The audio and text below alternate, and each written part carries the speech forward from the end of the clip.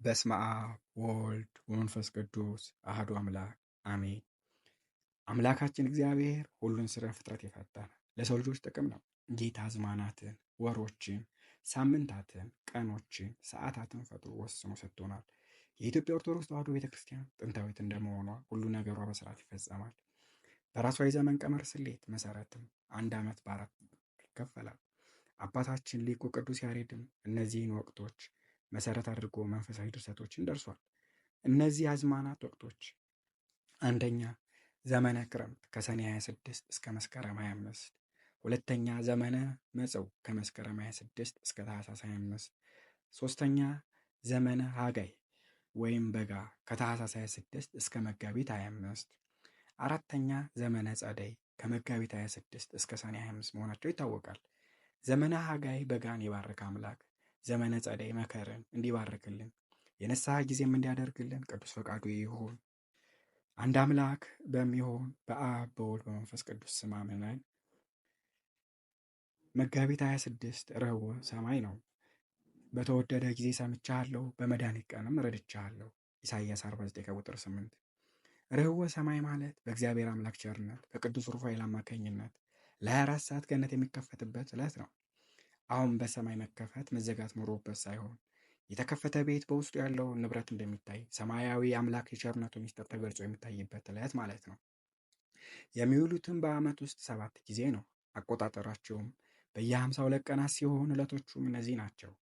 ቅዳሜ ጳጉሜ 3፣ ጥቅምት 20፣ ታኅሳስ 12፣ የካቲት 4፣ መጋቢት 26፣ ግንቦት 18፣ ሐምሌ 10 ናቸው። እነዚህም ዕለታት በዓለ አብ ወልድ መንፈስ ቅዱስ ይባላሉ። በእነዚህ ዕለታት የሚጸልዩ ጸሎታት በዓመቱ ቀናት ልክ 365 አቡነ ዘበሰማያት መድገምና በአራቱ ማዕዘን በአራቱ አቅጣጫ መቶ ጊዜ መስገድ ነው። 12 ጊዜ እግዚኦ መሐረነ ክርስቶስ፣ 12 ጊዜ በእንተ እግዝእትነ ማርያም መሐረነ ክርስቶስ፣ 12 ጊዜ በእንተ መላእክት መሐረነ ክርስቶስ፣ 12 ጊዜ ኦ አምላክ፣ 12 ጊዜ ኦ ክርስቶስ፣ 12 ጊዜ አድኅነነ እመዓት፣ 3 ጊዜ ስምዐነ አምላክነ በእንተ ቅዱሳን መላእክቲከ፣ 3 ጊዜ ስምዐነ አምላክነ በእንተ ነቢያት፣ 3 ጊዜ ስምዐነ አምላክነ በእንተ ሐዋርያት፣ 3 ጊዜ ስምዐነ አምላክነ በእንተ ሰማዕታት፣ 3 ጊዜ ስምዐነ አምላክነ በእንተ ጻድቃን ፍቁራኒከ፣ 3 ጊዜ ስምዐነ አምላክነ በእንተ ደናግል ወመነኮሳት፣ 3 ጊዜ ስምዐነ አምላክነ በእንተ ምእመናት ወምእመናት ፍቁራኒከ፣ 3 ጊዜ መሐረነ ያድኅነነ እምአቱ፣ 3 ጊዜ ስምዐነ አምላክነ ወመድኃኒነ፣ 1 ጊዜ ተዘከረነ እግዚኦ በውስተ መንግሥትከ እያሉ መስገድ በአድንኖ ወይም በአስተብርኮ ብቻ። አድንኖ ይህ ማለት ራስን ዝቅ ከወገብ ጎንበስ ማለት ነው። አስተብርኮ ይህ ማለት በጉልበት ወድቆ ግንባር መሬት ሳይነካ የምንነሳው ስግደት ነው። የስግደቱን ቁጥር 100 እንዲሆን እኔ ራሴው ክፋፍየው ነው። 100ውን በአራት ማዕዘን በአራት አቅጣጫ ስንለው 400 ይሆናል። 150ውን መዝሙረ ዳዊት መድገም ካልተቻለ 62ቱ መዝሙረ ዳዊት መድገም፣ ከበስመ አብ ወወልድ ወመንፈስ ቅዱስ አሐዱ አምላክ እስከ መልክዓ ኢየሱስ መድገም፣ የዘወትር ጸሎት ውዳሴ ማርያም ሙሉን ከሰኞ እስከ እሁድ፣ አንቀጸ ብርሃን፣ የወድስዋ ማርያም፣ መልክዓ ማርያም፣ መልክዓ ኢየሱስ፣ አራቱ ወንጌላውያንም ይጸልያሉ።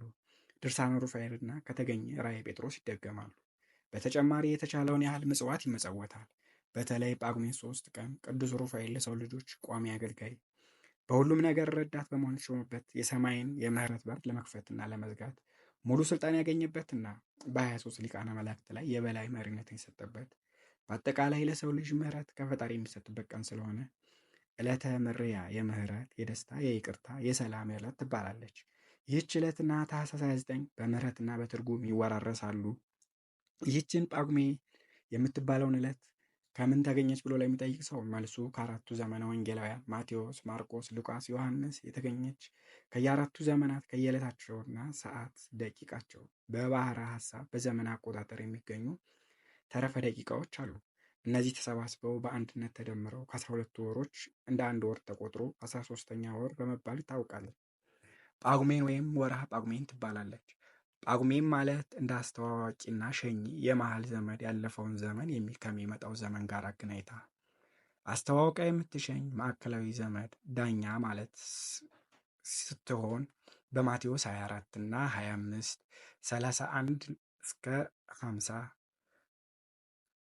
እንደዚሁም በአንደኛ ጴጥሮስ 3 በዮሐንስ 5:17 እስከ 19 ላይ የተጻፈውን የዕለተ ምጽአት የለውጥ ትንታኔ የሚነገርበት አስፈሪ ዕለት ናት።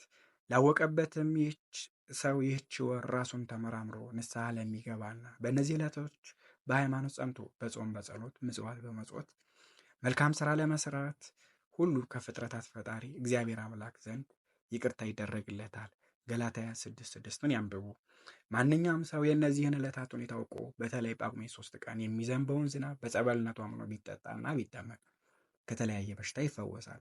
ዝናቡ የምሕረት ዝናብ፣ የሚወርደውም ጠል ለምድር በረከት፣ ለሰው የሰላም፣ የፍቅር፣ የጤና፣ የበረከት ማግኛ ይሆናል።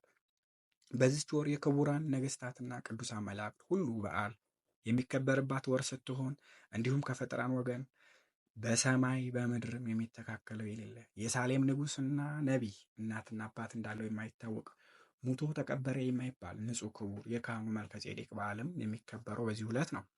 ይህችም ዕለት በጾም በጸሎት በመጽዋት ያክብሯትና ከፍ ከፍም ያደረጋት ሁሉ የቅድስት ሥላሴ የቸርነት ምስጢር ይገለጽለታል። የእግዚአብሔር አምላክ መንፈስ ጸጋ በልቦናው ይሰርጽበታል ወይም ያድርበታል። የአብ የወልድ የመንፈስ ቅዱስ ቅድስት ሥላሴ ቸርነት ይደረግለታል። የካህኑ መልከጼዴቅ በረከት፣ የቅዱስ ሩፋኤል በረከተ ቃል ኪዳን ይፈጸምለታል። ክብር ብልጽግና ያገኛል።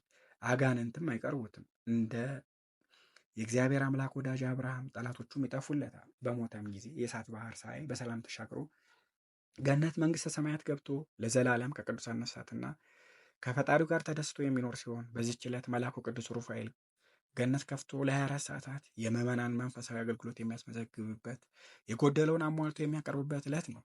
በዓመቱ ለሚከበሩት አበይትም ሆነ ንዑሳን በዓላት ሁሉ ለቃል ኪዳናቸው መነሻና ማጠናከሪያ ኃይል ሰጭና አጣፋጭ ስለሆነ በዚህ ቀን የሚወለዱ ሕፃናት በስጋዊም ሆነ በመንፈሳዊ ከፍተኛ ደረጃ ላይ የሚደርሱ ሀገርንና ወገንን የሚጠቅሙ ይሆናሉ። ስለዚህ በዚህ ቀን አይሰገድበትም። ጸሎት ግን እንደ 6ቱ ቀናት ይደረስበታል። ወስብሐት ለእግዚአብሔር ወለወላዲቱ ድንግል ወለመስቀሉ ክብር። ምንጭ ረኅወ ሰማይ ከሚለው መጽሐፍ። ቆሞስ አባ ኃይለ ሚካኤል በየነ ዘብሔረ ኢትዮጵያ የኮተበ ደብረ አራራት ማህበረ በኩር ቅዱስ አማኑኤል የአንድነት ገዳም አበምኔት ያዘጋጁት ነው። አንድ አምላክ በሆነ በአብ ወልድ መንፈስ ቅዱስ ስም መጋቢት 26 በዚች ቀን የክብር ባለቤት ጌታችን ኢየሱስ ክርስቶስ የደቀ መዛሙርቱን እግር አጠበ። የአዲስ ኪዳንንም የቁርባን ሥርዓት አሳያቸው። የከበረችና የተመሰገነች ድንግሊቱ ኢዮጵራክስያ አረፈች። በዚህም ዕለት ምሴተ ሐሙስ ይከበራል። ስም አጠራሩ ከፍ ከፍ ይበልና መድኃኒታችን ኢየሱስ ክርስቶስ ምሴተ ሐሙስ በምትባለው በመጋቢት 26 በዚች ዕለት በተወዳጁ በአልዓዛር ቤት የዓለማት ፈጣሪ ሲሆን በትህትና ዝቅ ብሎ የደቀ መዛሙርቱን እግር አጥቧል።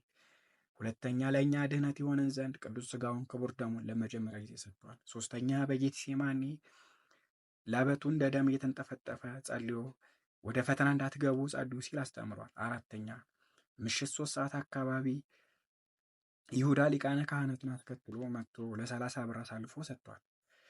ይህ ሁሉ ለእኛ ድነት ተፈጽሟልና ምስጋናና ክብር ለፈጣሪያችን ለኢየሱስ ክርስቶስ ይሁን።